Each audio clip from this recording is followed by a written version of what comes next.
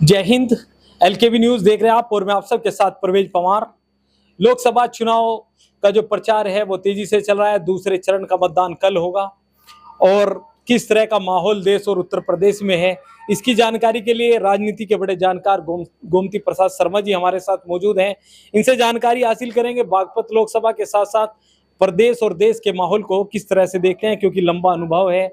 कई चुनाव इन्होंने अपने जीवन में देखे हैं, अलग अलग मोड़ देखे हैं, देश किन हालातों से गुजरा है वो तमाम हालात इन्होंने देखे हैं। तो सबसे पहले तो शर्मा जी आपका स्वागत है। धन्यवाद बहुत बहुत। अब 2024 का लोकसभा चुनाव नजदीक आ गया है। भारतीय जनता पार्टी दावा कर रही है कि उत्तर प्रदेश की 80 की 80 सीटें जीतने का और देश में 400 प्लस सीटें जीतने का। तो आपको किस तरह से लग रहा है? ये तो उनका दावा है, अपने विचार है उनके। फैसला तो जनता जनार्दन करेगी, हम करेंगे फैसला। तो कैसे दे देंगे पूरी की पूरी सीट उनको? जो हमने इनका 10 वर्ष का शासन देखा है, इनके पास झूठ के पुलिंदे के सिवा और कुछ भी नहीं है। आपको सब झूठ लगा? जी हाँ, झूठ लग रहा है सब मुझे। मेरे अपने व्यक्तिगत विचार हैं।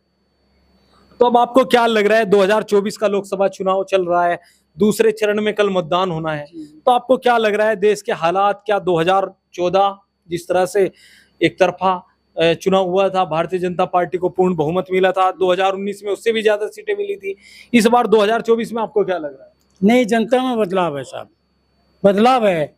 जो इधर उधर से विचार हमारे पास आते हैं या हम फोन करके पूछते हैं तो जनता में परिवर्तन है इस बार। किस तरह का परिवर्तन? परिवर्तन ये है कि भाजपा के खिलाफ परिवर्तन है, भारतीय जनता पार्टी के खिलाफ। जी हाँ। अब प्रधानमंत्री नरेंद्र मोदी जी का बयान तो आपने सुना ही होगा।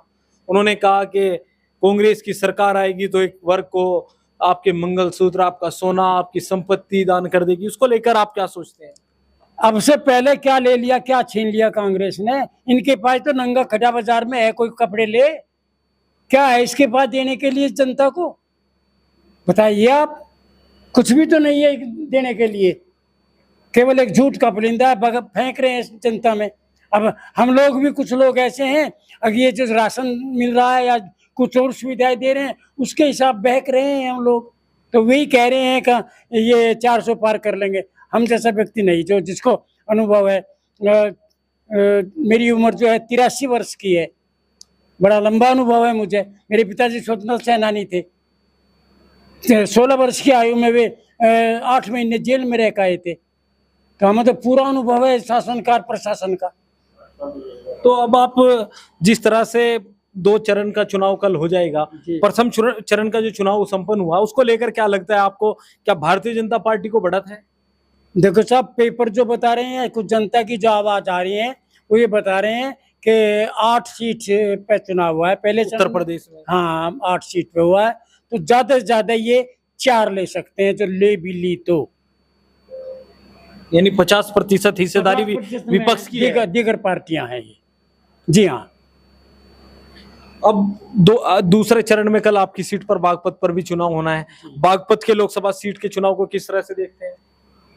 देखिए साहब, ये तो कल का जब वोटिंग हो जाएगा जब पता लगेगा। लोगों की राय किस तरह से? लोगों की राय तो हमारे इस क्षेत्र में यहाँ जो हो रहा है इस समय, टक्कर की मुकाबला जो है वो क्या नाम है उनका? राष्ट्रीय लोकदल। हाँ, लोकदल, राजकुमार सांगवान और अमरपाल शर्मा। मैं अपने विवेक से और जनता की आवाज के हिसाब से बता रहा हूँ कि अमरपाल जो है नंबर 1 पे है। अब ये सीट लंबे समय से राष्ट्रीय लोकदल के यहाँ पर सांसद चुनते रहे हैं, पिछले 2 बार भारतीय जनता पार्टी के सांसद चुने गए हैं, तो विकास कुछ हुआ? देखो जी, विकास तो थोड़ा बहुत तो हुआ ही है, कोई ऐसे हम ये नहीं नकार नहीं सकते हम। अब विकास नहीं हुआ है, सड़कें भी बनी है, अन्य भी बातें हुई हैं, बाकी। लेकिन जिस तरह से आपकी गाजियाबाद, नोएडा, गुड़गांव, फरीदाबाद, उसी की तरह दिल्ली के निकटवर्ती आपका भी नहीं, कुछ नहीं, 0 पे है।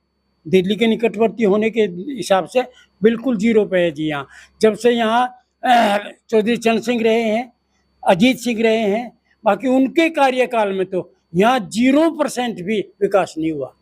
यानी चो साहब जब सांसद बने कोई काम नहीं कर पाए? नहीं जी, कोई काम, किसी प्रकार का कोई काम नहीं हुआ मेरे हिसाब से, जो मेरी जानकारी के अनुसार है।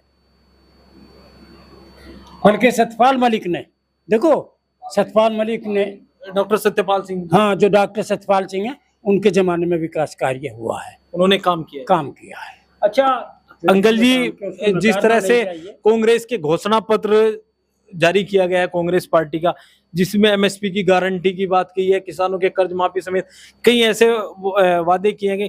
किसानों से संबंधित मैं वायदे बता रहा हूं क्योंकि आपकी जो बेल्ट है किसानों से संबंधित है। तो क्या आपको लगता है कि कांग्रेस उन जो वादे किए हैं उनको जमीन पर ला पाएगी? देखिए साहब, ऐसा है, ये तो समय नहीं, बताएगा। आपने कांग्रेस की सरकार देखी है, पूर्व की भी सरकारें देखी हैं। पूर्ववर्ती सरकारें भी देखी है। बाकी जो ये कुछ कह रहे हैं, अगर इन्होंने 3/4 भी कर दिया तो गनीमत समझिए आप, क्योंकि सभी से जो घोषणाएं होती है, कोई भी सरकार आवे वो पूरा नहीं कर सकती। कुछ परिस्थितियां ऐसी आती हैं जो पूरा नहीं हो पाती हैं। देश के माहौल को किस तरह से देखते हैं? क्या इस बार प्रधानमंत्री नरेंद्र मोदी देश के तीसरी बार प्रधानमंत्री बनेंगे? ये तो भविष्य के गर्भ में नहीं, माहौल जिस तरह से, माहौल तो क्योंकि सब एक वोटिंग पैटर्न एक ग्रामीण स्तर से उठ के जाता है। लेकिन इनके पास जोड़ तोड़ की राजनीति है, ये सब करते हैं। रुपए दे के भी ये सरकार बना सकते हैं, तोड़ सकते हैं, दूसरे दलों को सरकार बना सकते हैं। माहौल बन सकता है इनके प्रति भी, कोई ऐसी बात नहीं है, राजनीति है। लेकिन चुनाव 2014-19 जैसा नहीं है। नहीं, जो उस जैसा नहीं है, ना 14 जैसा है, ना 19 जैसा है। अच्छा, राम मंदिर को लेकर बड़ा चर्चाएं हुई थी, हाँ, क्या वो चुनाव में दिख रहा है? ऐसा है जी, ये तो ये मंदिर तो सुप्रीम कोर्ट के आदेश से हुआ है। इन्होंने कोई रुपया अपनी जेब से थोड़ा लगा दिया, वो धन भी जनता का है।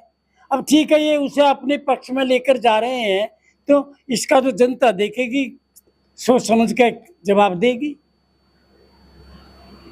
तो आपने सुना 2024 के लोकसभा चुनाव को लेकर हमने राय ली शर्मा जी की। आगे भी तमाम अपडेट हम आपको देंगे, तब तक के लिए बने रहिए एलकेबी न्यूज के साथ। चैनल अगर आपने अभी तक सब्सक्राइब नहीं किया तो चैनल को सब्सक्राइब कर ले। वीडियो फेसबुक पेज पर देख रहे हैं तो हमारा फेसबुक पेज भी फॉलो करें। जय हिंद।